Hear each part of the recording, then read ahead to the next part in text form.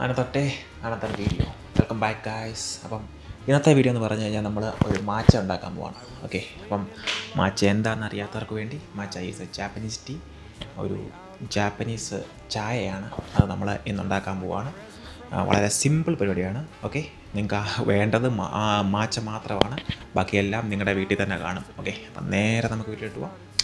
Let's go. Okay, അപ്പം ഇതാണ് ഞാൻ യൂസ് ചെയ്യുന്ന മാച്ച കേട്ടോ. ഏകദേശം 50 ഗ്രാമുണ്ട്, തീരാറായി. അപ്പോൾ ഇടയ്ക്കിടയ്ക്ക് കുടിക്കാറുണ്ട്. ഓക്കെ, അപ്പം ഇത് കുടിച്ചിട്ടില്ലാത്തവർ ഒരിക്കലെങ്കിലും ട്രൈ ചെയ്ത് നോക്കണം കേട്ടോ, അടിപൊളി സാധനമാണ്. അപ്പോൾ ഇതിന് വേണ്ട ഐറ്റം എന്ന് പറഞ്ഞു കഴിഞ്ഞാൽ ഒരു അരിപ്പ, ഒരു കുഞ്ഞു പാത്രം, ഒരു സ്പൂൺ.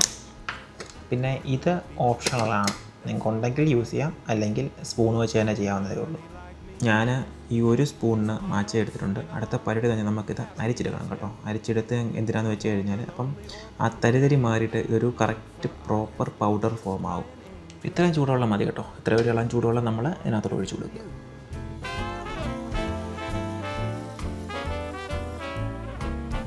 നമുക്ക് വേണ്ടത്ര പാൽ നമ്മൾ ഒഴിച്ചു കൊടുക്കുക. ഓക്കെ, ഞാനിപ്പം ഇത്ര റേഞ്ചിലെ പാലെടുക്കുന്നുള്ളൂ.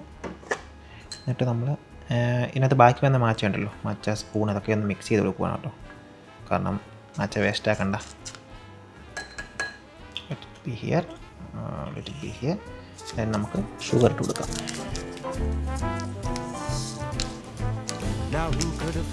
അടുത്ത് നമ്മൾ നേരെ മാച്ച ഒഴിച്ചു കൊടുക്കാൻ പോകുന്നതോട്ട്. ഓക്കെ, അപ്പം ഇതാണ് ഫൈനൽ റിസൾട്ട് മാച്ചയുടെ. ഓക്കെ, ഒരു നല്ല രസമുണ്ട് കാണാനല്ലേ, പച്ച കളറിലൊക്കെ.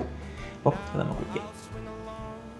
അവസാനമായിട്ട് പറയുന്നത് പറഞ്ഞാൽ ഇതെല്ലാവർക്കും ഇഷ്ടപ്പെടുന്നൊരു ഫ്ലേവർ അല്ല കേട്ടോ. ഇത് കുറച്ച് എന്താ പറയണ്ടേ, കയ്പായിട്ടുള്ളൊരു ഫ്ലേവറാണ്. അപ്പോൾ എല്ലാവർക്കും ഇത് ഇഷ്ടപ്പെടണമെന്നില്ല.